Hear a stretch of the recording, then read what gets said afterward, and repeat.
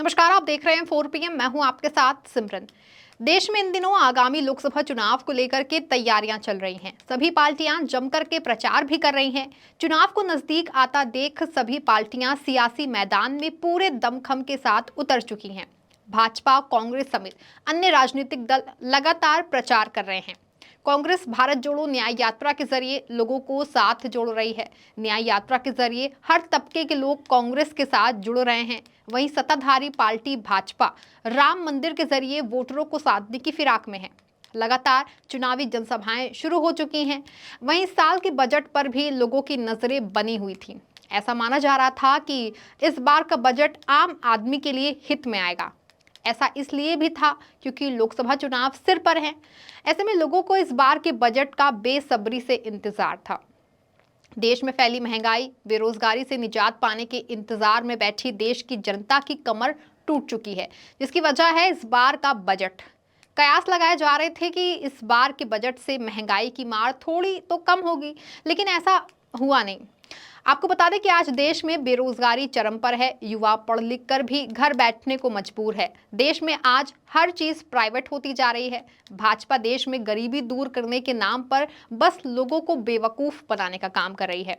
लोगों को मंदिर और अन्य मुद्दों पर भटकाया जा रहा है।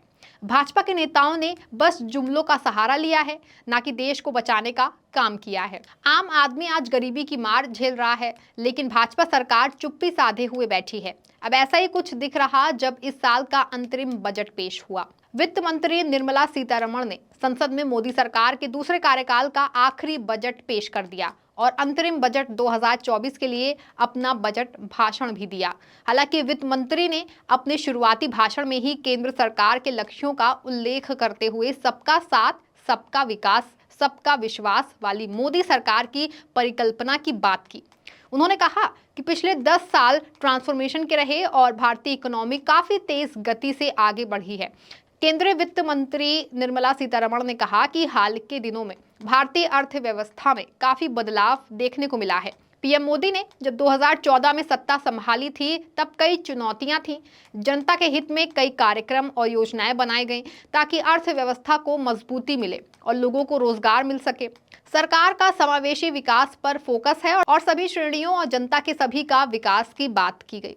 2047 तक हम भारत को विकसित देश बनाएंगे। वित्त मंत्री ने कहा कि सरकार का फोकस जीडीपी के विकास पर है और इसके लिए सरकार के प्रयास रंग ला रहे हैं। वैश्विक तनाव के चलते चुनौतियां बढ़ती जा रही हैं, लेकिन भारत ने इस संकट काल में भी अच्छी जीडीपी ग्रोथ हासिल की। जीएसटी के तहत वन नेशन वन मार्केट किया जा सकता है और भारतीय मिडिल ईस्ट यूरोप के बीच कॉरिडोर बनाने का ऐलान गेम चेंजर साबित होगा। सरकार ऐसी आर्थिक नीति अपनाएगी जो लोगों की आकांक्षाओं को पूरा करेगी और जिसमें समावेशी विकास होगा। आर्थिक नीतियों को प्रभावकारी रूप से लागू करने के लिए राज्यों के साथ मिलकर के काम किया जाएगा। सरकार का 3 करोड़ घरों को बनाने का लक्ष्य पूरा कर लिया गया है। आगे 5 सालों में और 2 करोड़ घर बनाने का लक्ष्य है। रूफटॉप सोलर योजना के तहत 300 यूनिट की बिजली लोगों को मुफ्त उपलब्ध कराई जाएगी। साथ ही वित्त मंत्री ने कहा कि देश के फिस्कल डिफिसिट को जीडीपी के सामने संशोधित करके 5.8% पर कर दिया गया है। टैक्स रिसीट के बजट को भी संशोधित किया गया है। Revised estimates of 2023-24. The revised estimate of the total receipts other than borrowings is 27.56 lakh crores of rupees, of which the tax receipts are 23.24 lakh crore rupees. The revised estimate of total expenditure is 44.90 lakh crore rupees. The revenue receipts at 30.3 lakh crore rupees are expected to be higher than the budget estimate, reflecting strong growth momentum and formalization in the economy. The revised estimate of the fiscal deficit is 5.8% of GDP, improving on the budget estimate notwithstanding moderation in the nominal growth estimates. हाँ, वो बात अलग है कि इस बार के budget में tax देने वालों को राहत नहीं मिली है। वित्त मंत्री निर्मला सीतारमण ने देश के आम टैक्स पेयर्स को कोई राहत नहीं दी है और टैक्स स्लैब और टैक्स रिजीम में कोई बदलाव नहीं किया गया है। मतलब साफ है कि आप जिस रेट पर टैक्स दे रहे हैं उसी दर पर आपको इनकम टैक्स देना होगा। वित्त मंत्री निर्मला सीतारमण का बजट भाषण खत्म होते ही लोकसभा ने फाइनेंस बिल 2024 पास कर दिया। अब लोकसभा का अगला सत्र 2 फरवरी 2024 को सुबह 11 बजे शुरू होगा। लोकसभा से ये पास हो चुका है और राज्यसभा में इस पर चर्चा होगी। अंतरिम बजट लाने के दौरान वित्त मंत्री ने साफ कर दिया है कि जुलाई 2024 में पूर्ण बजट पेश किया जाएगा। In the full budget in July, Honorable Speaker, our government will present a detailed roadmap for our pursuit of Vikasit Bharat. आपको बता दें कि इस बार के बजट को लेकर भाजपा नेता बड़ी बड़ी बातें कर रहे हैं। इस बार के बजट को काफी अहम बता रहे हैं। यहां तक कि प्रधानमंत्री मोदी ने भी इस बार के बजट को काफी अहम बताया है। प्यारे देशवासियों, आज का ये बजट इंटरिम बजट तो है ही, लेकिन ये बजट इंक्लूसिव और इनोवेटिव बजट है। इस बजट में कंटिन्यूटी का कॉन्फिडेंस है। ये बजट विकसित भारत के 4 स्तंभ युवा, गरीब, महिला और किसान सभी को एम्पावर करेगा। निर्मला जी का ये बजट देश के भविष्य के निर्माण का बजट है। इस बजट में 2047 के विकसित भारत की नींव को मजबूत करने की गारंटी है। मैं निर्मला जी, यहां तक कि रिपब्लिकन पार्टी ऑफ इंडिया के अध्यक्ष रामदास आठवले ने बजट की जमकर तारीफ की है। This budget is also very important budget, very nice budget, very best budget for the middle class people, for the scheduled caste people, scheduled tribe peoples, for the OBC peoples, for the farmers, and this budget is also very nice budget. वो बात अलग है कि जिस तरह से रामदास आठवले ने इस बार के बजट की तारीफ की है, उससे ज्यादा ही वो ट्रोल हो रहे हैं। अब इस बार के बजट की भले ही भाजपा ने जमकर तारीफ की हो, लेकिन बजट की जमकर आलोचना भी हो रही है। विपक्ष लगातार सरकार पर हमलावर है। कांग्रेस नेता सचिन पायलट ने क्या कुछ कहा, पहले जरा वो सुनिए। आज बजट भी पेश किया गया है सर। आज का बजट जो है इंटरिम बजट था, लेकिन जो भाषण वित्त मंत्री महोदय ने दिया वो एक चुनावी भाषण लगा, मुझे एक इलेक्शन स्पीच लगा। और अपनी सरकार का गुणगान ही करना है वो तो हर सभा में नेता भाजपा के करते ही हैं, लेकिन मुझे उम्मीद थी कि अंतरिम बजट में भी कुछ ऐसे कदम ले सकते थे जिसमें लोगों को राहत मिलती। ना तो उसमें महंगाई को कम करने के उपाय बताए गए हैं, ना रोजगार पर को ध्यान केंद्रित किया गया है। ले देकर सिर्फ अपना गुणगान किया है, अपनी पीठ थपथपाई है और इस पूरे भाषण में कुछ ऐसा नया निकल कर नहीं आया जिससे जनता को कुछ उम्मीद जग सकती है। और मैं जानता हूं कि बजट इंटरिम था और जिस तरह सरकार कह रही है कि अगला बजट हम बाद में पेश करेंगे, उससे कहीं ना कहीं बहुत ज़्यादा अति आत्मविश्वास दिखता है, ओवर कॉन्फिडेंस दिखता है। लेकिन ये एक ऐसा अपॉर्चुनिटी थी सरकार के पास, वित्त मंत्री जी के पास, कि वो कहीं ना कहीं किसानों के लिए, नौजवानों के लिए, मध्यम वर्ग के लिए कोई राहत नहीं दी गई है। और जब आप कहते हैं कि अर्थव्यवस्था इतनी अच्छी चल रही है, तो जो लोग मेहनतकश लोग हैं, खासकर जो मध्यम वर्ग के लोग हैं, मिडिल क्लासेस हैं, स्टूडेंट्स हैं, फार्मर्स हैं, उनके लिए कहीं कोई राहत, कोई हेल्प, कोई आर्थिक मदद देने का प्रावधान इस बजट में मुझे दिखा नहीं। जैसा मैंने कहा, अधिकांश बजट सिर्फ अपना गुणगान किया, अपने कार्यकाल की सफलताओं को किया। जैसे राष्ट्रपति महोदय का जो भाषण था उसको भी एक पॉलिटिकल भाषण की तरह इस्तेमाल किया। आज का जो इंटरिम भाषण स्पीच थी वो भी देखिए पॉलिटिकल थी और पूरी तरह चुनावों को लेकर वो भाषण दिया गया था। वहीं सुप्रिया श्रीनेत ने भी बजट पेश होने के बाद भाजपा को जमकर घेरा। मेरा अपना मानना है कि सरकार अभी भी डिनायल में है। सरकार अभी भी समस्याओं को सुधारने की तो बात छोड़ दीजिए, स्वीकार करने के लिए भी तैयार नहीं है। इस बजट में ऐसा कुछ नहीं है जिससे उपभोग बढ़ेगा। इस बजट में एग्रीकल्चर, कृषि के लिए कुछ नहीं है। इस बजट में 42 बार वित्त मंत्री ने प्रधानमंत्री बोला, लेकिन एक बार भी नौकरी, जॉब्स या एम्प्लॉयमेंट नहीं बोला। तो असलियत यह है कि इस बजट से, इसके फाइन प्रिंट से 3-4 चीजें साफ हो गई हैं कि चाहे कृषि हो, चाहे शिक्षा हो, चाहे स्वास्थ्य हो, चाहे सोशल वेलफेयर हो, जितना बजट में अमाउंट किया गया था उससे कम खर्चा किया गया है इस साल। और फिर आते हैं डिफेंस पे, फर्टिलाइजर पे और फूड सब्सिडी पर। इस साल जितना खर्चा किया गया उससे कम बजट किया गया अगले साल के लिए। तो सरकार की जो नीति और नियत है वो साफ नहीं हो पा रही है।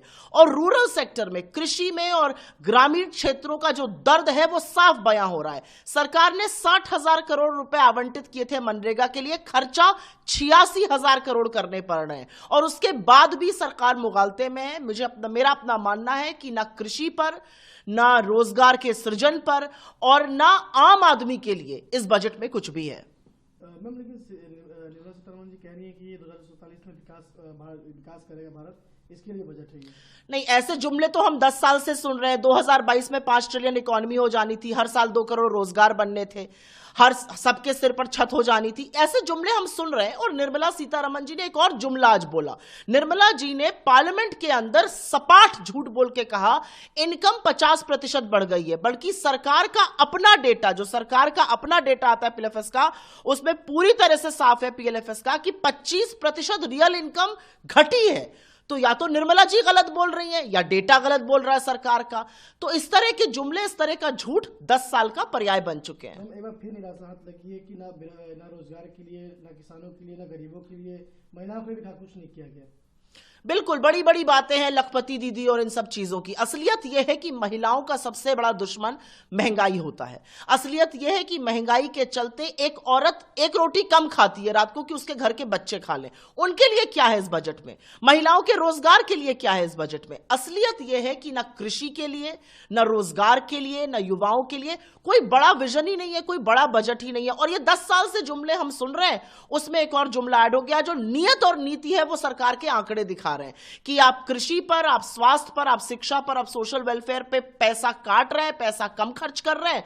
और अगले साल के लिए भी food subsidy, fertiliser subsidy, defence तक पे खर्चा कम करने की बात हो रही है। तो ये किस तरह से विकसित भारत का बजट है, ये शायद सिर्फ निर्मला जी और जुमलेबाजों की टोली ही बता सकती है। यहाँ तक कि कांग्रेस नेता अधीर रंजन चौधरी ने तो ये भी आरोप लगाए हैं कि ये चुनाव का साल है और इस साल बजट नहीं पेश होना चाहिए, लेकिन भाजपा वोटरों को साधने के लिए इस बार का बजट पेश किया गया है। अधीर रंजन चौधरी ने क्या कुछ कहा, पहले जरा आप वो बयान सुनिए।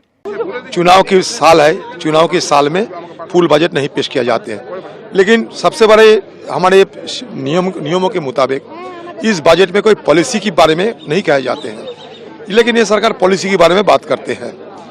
तो ये सबसे बड़ी सरकार संविधान की मान्यता नहीं देते हुए इस तरह की बात करते हैं।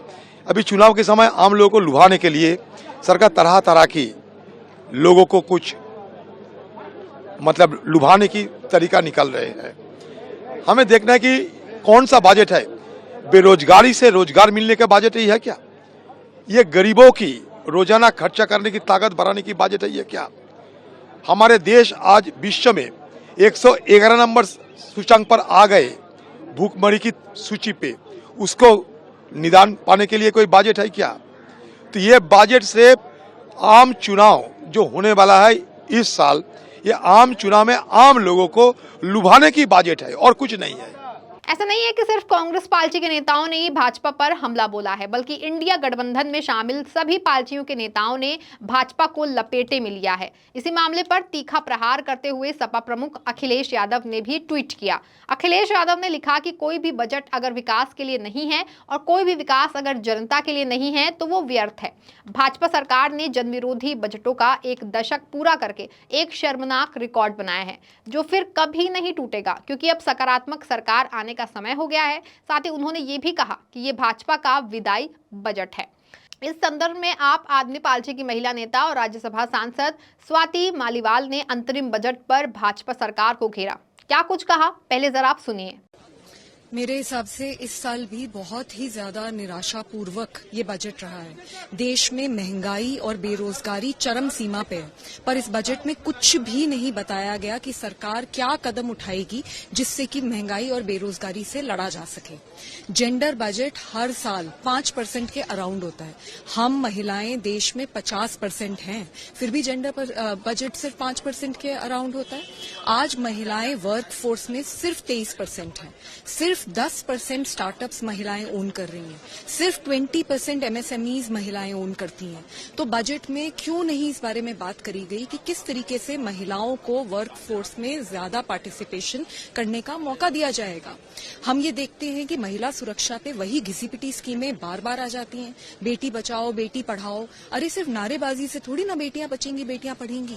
क्यों नहीं इस बार बजट में बताया गया कि हर डिस्ट्रिक्ट में किस तरीके से फास्ट ट्रैक कोर्ट्स बनाए जाएंगे, पुलिस के संसाधन, पुलिस की जवाबदेही किस तरीके से बढ़ाई जाएगी। आज अगर आप दिल्ली पुलिस को भी देखें तो सिर्फ 11.75% महिला पुलिस फोर्स में है। तो कैसे ये नंबर बढ़ाया जाएगा? क्यों स्वास्थ्य के बारे में, क्यों एजुकेशन के बारे में और बात नहीं करी? तो मेरे हिसाब से एक आम इंसान के लिए ये बहुत ही ज्यादा निराशापूर्वक बजट रहा है और मैं काफी डिसअपॉइंटेड हूं। गौरतलब है कि इस बार बजट पेश करने की अवधि भी कम थी। वित्त मंत्री ने 60 में ही अपना भाषण सुनाया और बजट पेश किया। बजट का इंतजार भले ही लोगों को काफी समय से हो रहा हो, लेकिन सरकार की तरफ से महज मायूसी के अलावा जनता को कुछ नहीं मिला। वोटरों को साधने की कोशिश तो भाजपा ने की, लेकिन इसका कुछ खास फायदा होता नहीं दिखा। एक तरफ जहां आम आदमी में इस बार के बजट को लेकर आक्रोश है, वहीं विपक्ष के नेता भी लगातार भाजपा पर प्रहार कर रहे हैं। ऐसे में अब देखना ये होगा कि भाजपा आखिर लोकसभा चुनाव को साधने के लिए और क्या तैयारी करती है और कांग्रेस तथा इंडिया गठबंधन से निपटने के लिए क्या जतन करती है। खैर, लोकसभा चुनाव बिल्कुल नजदीक है। ऐसे में देखना ये होगा कि इस बार पेश किए गए बजट से भाजपा को कितना फायदा होने वाला है। फिलहाल के लिए इस खबर में बस इतना ही। तब तक के लिए आप देखते रहें 4 PM। धन्यवाद।